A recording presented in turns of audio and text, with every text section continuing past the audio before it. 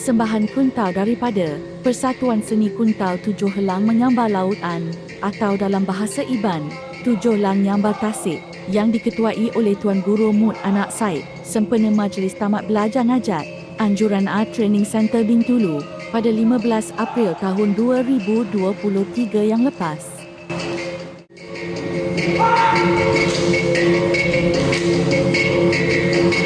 Seni pertahanan diri merupakan satu kaedah yang wujud bagi seseorang mempertahankan diri daripada serangan musuh. Ia merupakan kaedah berlawan secara tradisi dengan atau tanpa menggunakan senjata.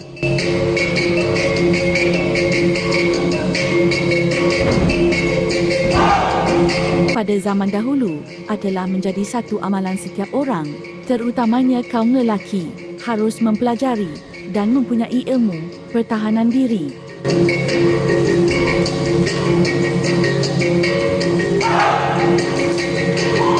Boleh dikatakan hampir setiap negara mempunyai seni pertahanan diri yang berkembang hasil cetusan tempatan atau diubah suai daripada seni bela diri luar yang meresap masuk seterusnya menjadi budaya sesuatu kaum atau masyarakat.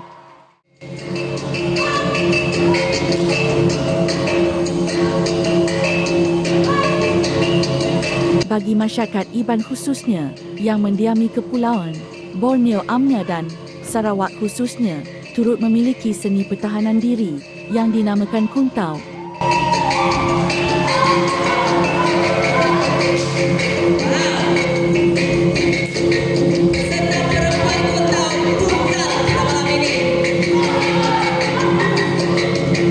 Kuntau merupakan seni mempertahankan diri yang dinamakan khas dari bahasa kebudayaan Dayak yang diwarisi turun-temurun, seperti seni mempertahankan diri lain yang diwarisi silsilah pengasasnya seperti taekwondo, aikido, silat, karate dan sebagainya.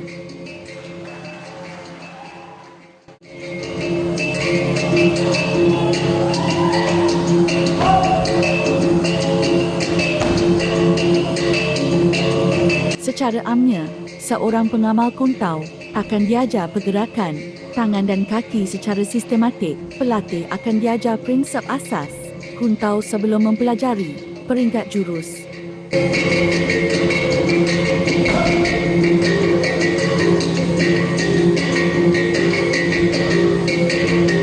Peringkat jurus merupakan peringkat kehalusan dan ketepatan pergerakan bagi tujuan serang balas yang berkesan ke atas sasaran yang boleh melemahkan pihak lawan.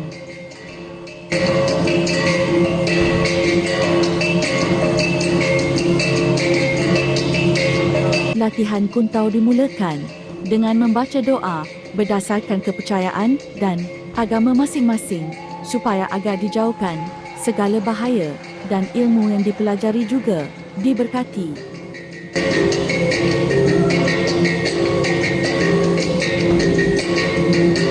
Selepas melakukan aktiviti pemanasan badan, guru Kuntau akan menunjukkan jurus berdasarkan peringkat yang dipelajari. Biasanya para pelatih Kuntau akan belajar bunga Kuntau untuk sesuatu peringkat selama 2 hingga 3 minggu bergantung kepada tahap pemahaman mereka.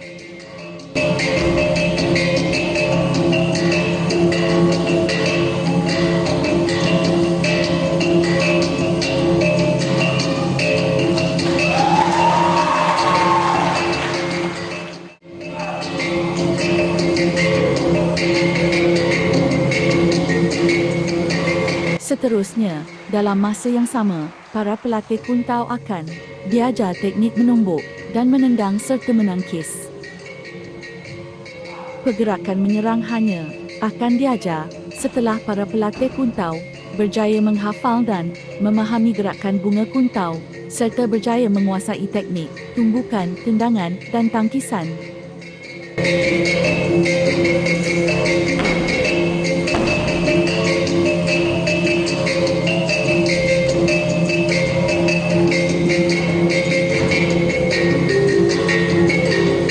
Pelatih Kuntau juga didedahkan dengan titik-titik bahaya pada tubuh badan manusia.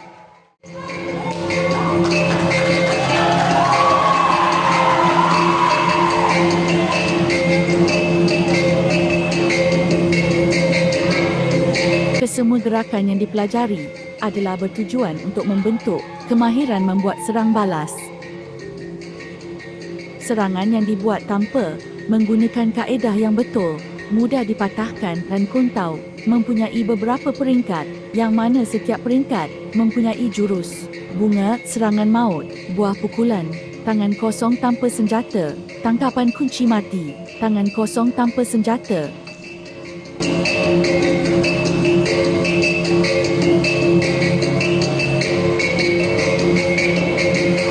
Walaupun begitu, kriteria utama yang perlu dipatuhi selain mahir dalam jurus yang dipelajari ialah disiplin, budi pekerti yang luhur serta nilai-nilai murni. Para pelatih Kun Tao juga memerlukan sekurang-kurangnya 3 hingga 4 tahun untuk benar-benar memahami corak serang balas, ketangkasan dalam menangkis serangan, kerana serangan balas yang paling berkesan dan bahaya dalam Kun Tao disebabkan gabungan 5 jenis peringkat yang diajar.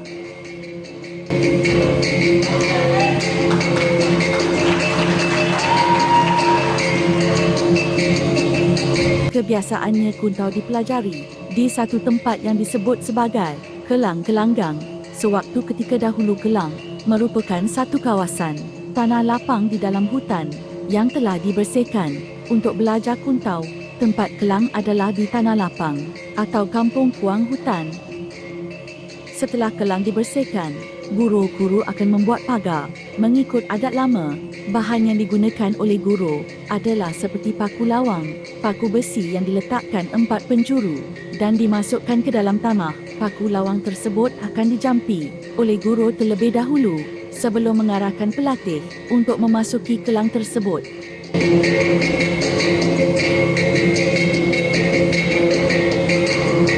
Tetapi individu yang tidak mempunyai kaitan ataupun hanya sekadar untuk melihat pengajaran Kun Tao tidak dibenarkan memasuki bahagian kelang.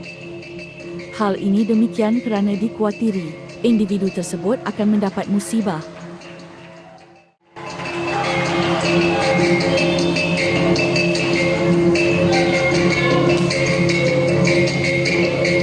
Oleh itu, individu yang bukan pelatih Kun Tao seharusnya elakkan atau meminta kebenaran terlebih dahulu sebelum memasuki kelang Kun Tao.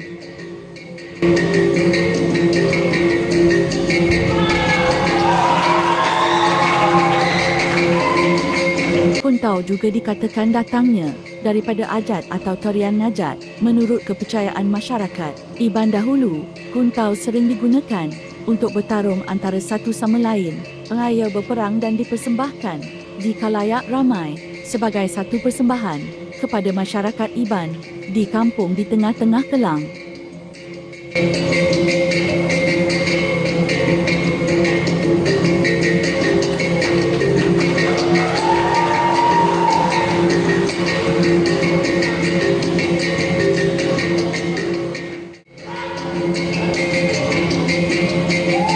Difahamkan juga pada zaman dahulu, setiap pelajar yang bertarung akan membawa seekor ayam jantan dan dibunuh di tengah-tengah kelang sebagai satu upacara ritual selepas bertarung. Ayam jantan tersebut akan disembelih bahagian leher dan akan dilepaskan. Semakin jauh ayam tersebut berlari, maka semakin jauhlah ilmu yang dituntut oleh pelajar Kun Tao. Pada masa yang sama, pelajar mana yang memiliki ayam jantan yang berada lebih jauh, pelajar itu akan dianggap hebat dan akan diarahkan oleh guru Kun Tao untuk mempersembahkan kemahiran Kun Tao di hadapan orang ramai.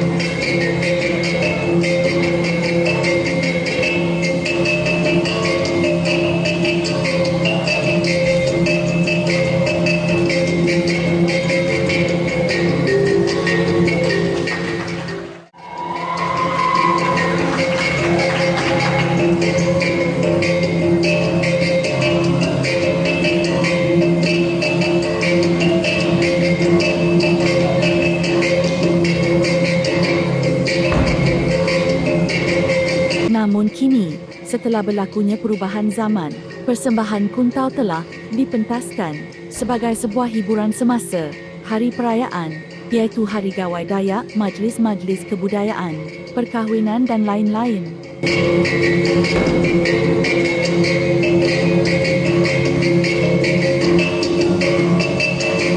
Aktiviti seni persembahan kuntau boleh ditakrifkan sebagai sesuatu yang asing kerana istilah persembahan itu sendiri sukar untuk diterjemahkan secara mutlak ke dalam bahasa Melayu.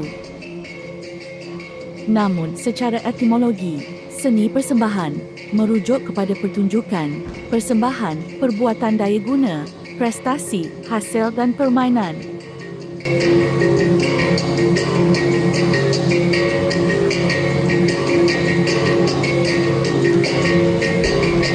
Semua aktiviti sosial masyarakat Iban yang dilakukan meliputi amalan, kehidupan seharian, kesenian sukan, hiburan umum, teknologi, ritual tradisional yang berhubung kait dengan kepercayaan agama dan tradisi, mahupun persembahan atau pertunjukan, teater, tari, muzik, merangkumi sejumlah besar aktiviti seni, terutamanya kuntau kerana pembentukan kuntau adalah diwarisi secara turun-temurun dan mengikut cerita rakyat khususnya dalam menyampaikan sesebuah cerita melalui lisan.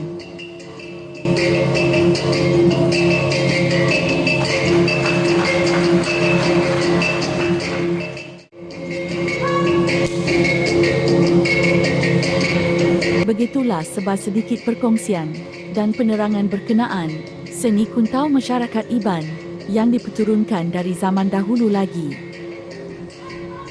Semoga perkongsian kali ini dapat memberi manfaat kepada anda dan rakan-rakan.